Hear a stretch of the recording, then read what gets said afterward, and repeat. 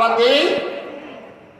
জগন্নাথ ধাম পৃথিবীর সর্বশ্রেষ্ঠ রন্ধনশালা হচ্ছে জগন্নাথ। আজও বিজ্ঞান কোনো আবিষ্কার করতে পারছে না গবেষণা করে যে কি জগন্নাथ धामे কি আছে, কি তার महत्व। सो हेलो दोस्तों, आज फिर से एक वीडियो लेके आए हूँ आप सभी के लिए। आज भारत सेवा आश्रम संघ हिंदू मिलन मंदिर कुछ बिहार स्वामी जी यहाँ पर आया हुआ है। कार्तिक महाराज को तो आप सभी को जानती हो। स्वामी जी का आज प्रवचन आप सभी को इसी वीडियो में हम आप सभी को दिखाऊंगा दोस्तों। वीडियो स्किप मत करना दोस्तों। और आसपास देख सकती हो बहुत ही ज़्यादा भीड़ है और स्वामी जी मंदिर पर है, वहाँ पर हम चलते हैं। आशा करता हूँ ये वीडियो में आप सभी को बहुत कुछ सीखने के लिए मिलेगा। और कार्तिक महाराज का जो प्रवचन है दोस्तों बहुत ही सुंदर है। आप जितना सुनना चाहोगी उतना ही सुनने का मन करेगा। तो वीडियो को एंड तक देखते रहिए। এই নিয়মগুলো পালন করবেন তাহলে আপনি একজন আমরা হিন্দুরা ভগবানকে স্নান করাই কোথায়? করাই আমরা রামেশ্বরম। স্নান করার পর আমাদের নিজেদেরকে দিন, আমরা স্নান করার পর কি করি? আপনারা স্নান করার পর কি করেন? স্নান করার পর আমরা পোশাক পরি, কাপড় চোপড় পরি, কাঁচা কাপড়, ধোয়া কাপড়, নতুন কাপড় পরি। তাহলে ভগবানকে আমরা পোশাক কোথায় পরাই? চিন্তা করবেন কোথায়, কে বলতে পারবেন? রান্না বান্না করে খাই দাই চলে যাই, আর কি করবেন? ভগবানকে আমরা স্নান পোশাক পরাই হচ্ছে দ্বারকা। দ্বারকায় পোশাক দিতে হয়। তাহলে এবার আমরা স্নান করলাম, স্নান করার পর কাপড় চোপড় পরলাম, কাপড় চোপড় পর কি করব? কি করেন? আমি নিজেকে দিয়ে বলুন না। খাবারের ব্যবস্থা করা হয়। তো ভগবানকে আমরা খেতে দিই কোথায়? এটা তো অন্তত বলতে পারবেন। এটা তো বলা খুব সহজ, বাঙালিদের এটা তো বলা দরকার। ভগবানকে আমরা খাবার দিই। জগন্নাথ ধাম পৃথিবীর সর্বশ্রেষ্ঠ রন্ধনশালা হচ্ছে জগন্নাথ। আজও বিজ্ঞান কোনো আবিষ্কার করতে পারছে না গবেষণা করে যে কি জগন্নাথ ধামে কি আছে, কি তার महत्व। কল্পনা করা যায়? আপনাদের যান সমুদ্রে স্নান করেন আর ওখানে ঘুরে ঘুরে বেড়ান, কেউ কাপড় টাপড় কিনেন, বাস। তারপরে পুরী আশ্রমে থেকে স্বামীজি দেওয়ার ইচ্ছা ছিল 500 টাকা।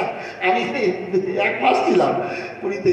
ওই স্বামী যখন দেওয়া রেখেছিলেন বলে 200 টাকা নেন, শাড়ি কিনেন, শেষ।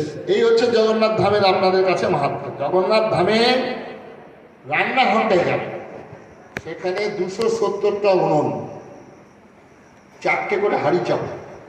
অদ্ভুত ব্যাপার। প্রথমে হাঁড়িটা আগে সিদ্ধ হবে, কারণ ওই হাঁড়িগুলো আবার ধুয়ে মুছে আবার কালকে চাপা তা হবে না। যারা যে ভদ্রলোকরা, যারা বাঙালি হিন্দু আতেলরা যারা আমাদের সমালোচনা করে তাদেরকে তো বলবেন ওই হাঁড়িগুলো দৈনিক নতুন হাঁড়ি। তাহলে কত হাজার লোক খালি কত গ্রাম তৈরি করছে হাঁড়ি, হাঁড়ি তৈরি করে তাদের জীবনযাত্রা চলছে। আর 51 মণ ধানের চাল, চিন্তা করা যায়? গাড়ি গাড়ি নারকেল আসছে, তাহলে কত নারকেলের গাছ, কত জমি ধান।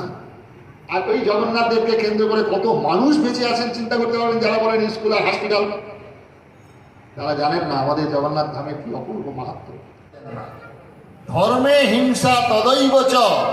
ধর্ম রক্ষা করতে গেলে যদি হিংসার আশ্রয় নিতে হয় সেটাও ধর্ম। আজকে এই যে সিকিউরিটি আছেন ওনাদের হাতে বন্দুক আছে, বললেন ঠিক আছে। ধর্ম হচ্ছে 4টে জিনিস: ত্যাগ, সংযম, সত্য, ব্রহ্মচর্য। ত্যাগ না থাকলে আপনি ধর্মের মধ্যে আসতে পারবেন না। প্রথম বলে দিলেন লক্ষ্য কি? লক্ষ্যটা কি? মহামুক্তি, আত্মতত্ত্ব উপলব্ধি। তারপরে ধর্ম কি? ত্যাগ, সংযম, সত্য, ব্রহ্মচর্য। তারপরে মহামৃত্যু কি? আত্মবিস্মৃতি। আত্মবিস্মৃতি, মহামৃত্যু। যে আমরা কে? আমরা ছিলাম ব্যাস, বশিষ্ঠ, বাল্মীকি, সুক, শ্রমিক, শঙ্করাচার্যের বংশধর। তাদের পবিত্র শোণিত আমাদের ধমনীতে ধমনীতে প্রবাহিত। আজও আমরা বিবাহ বার্ষিকীতে, অন্নপ্রাশনের শ্রাদ্ধে আমরা আমাদের গোত্র উচ্চারণ করি। কেউ বা বলি গায়ক, কেউ বা বলি কাশ্যপ গোত্র, কেউ বা বলি ভরদ্বাজ গোত্র, কেউ বা বলি আলিম্মন গোত্র। গোত্রগুলো উচ্চারণ করি। আমরা সেই সব মুনি ঋষিদের আশ্রমে আমাদের বাপ ঠাকুরদারা লেখাপড়া শিখেছিলেন, তাই সেই গোত্রটাকে আমরা বহন করে নিয়ে আসছি। সুতরাং এখন যেমন আমরা উত্তরবঙ্গ ইউনিভার্সিটি, ক্যালকাটা ইউনিভার্সিটি, আমরা কল্যাণী ইউনিভার্সিটির কথা বলি, তখনকার দিনে এইসব মুনি ঋষিদের আশ্রমগুলিতে বড় বড় বিদ্যালয় ছিল, সেখান থেকে সেই ডিগ্রিগুলো নিয়ে এসে সেই গোত্রগুলোকে আমরা বহন করছি। তাহলে আমরা মুনি ঋষিদের বংশধর, তাদের কথা চিন্তা করতে হবে, তাদের স্মৃতিকে স্মরণ করতে হবে। তারপরে বলছেন আমাদের টান, আত্মিক ক্ষুধা, এটা যদি না জাগে সেবা করতে পারবেন না। এটা যদি আত্মতত্ত্ব না হয়, যদি আত্মজ্ঞান না হয়, সবার মধ্যে ঈশ্বর আছেন এই চিন্তাধারা যদি আপনার মধ্যে না হয়, তাহলে মানুষের দুঃখের যন্ত্রণায় আপনার হৃদয় কাঁপবে না, কোনোদিন সম্ভব নয়। মা কালী পাহারা দিচ্ছেন, যে রাবণের ঘোড়ার ঘাট কাটছেন যমরাজ, যে রাবণের ঘরের লক্ষ্মী রূপে কুবের বাঁধা রয়েছেন, এমন শক্তি সম্পন্ন রাবণ, সেই রাবণের বিরুদ্ধে লড়াই করছেন ভগবান রামচন্দ্র। সেদিন ভগবান মা সীতাকে উদ্ধার কল্পে ধনুর্বাণ ধরেছেন হিন্দুর ভগবান, একের পর এক বাণ হেনে রাবণকে সবংশে নিধন করছেন। এই শিক্ষা গ্রহণ আমরা হিন্দু জাতি ভগবান রামচন্দ্রের জীবন আদর্শ থেকে গ্রহণ করিনি, যার ফলস্বরূপ আমাদের এই দুর্গতি, দুর্বল দুরবস্থা। পরবর্তীকালে ভগবান শ্রীকৃষ্ণ, যিনি কৃষ্ণস্তু স্বয়ং ভগবান, যে ভগবানকে আমরা শুধু লীলা খেলার মধ্যে আবদ্ধ করলাম, যে ভগবানকে বৃন্দাবনের ভগবান বলে আমরা মাধুর্য লীলা বলে আমরা গান গাইলাম, যে ভগবানকে নিয়ে কীর্তনীয়রা নানা রকম কীর্তন করেন, অথচ ভারতবর্ষের হিন্দু সমাজ যে ভগবান শ্রীকৃষ্ণের জন্মের যে সংকল্প গ্রহণ, পরিত্রাণায় সাধুনাং বিনাশায় চ দুষ্কৃতাং ধর্ম সংস্থাপনার্থায় সম্ভব। আমি যুগে যুগে আমি তিনটি কাজের জন্য আসি, নৌকা বিলাসের জন্য নয়, কদম্ব বৃক্ষে কাপড়গুলো তুলে রাখার জন্য নয়, ননিচোরা বসন কাপড় পরা শুধু নয়, যারা সজ্জন ব্যক্তি, যারা সৎভাবে জীবনযাপন করেন, তারা হলেন সজ্জন, তাদেরকে রক্ষাকল্পে আমার আবির্ভাব।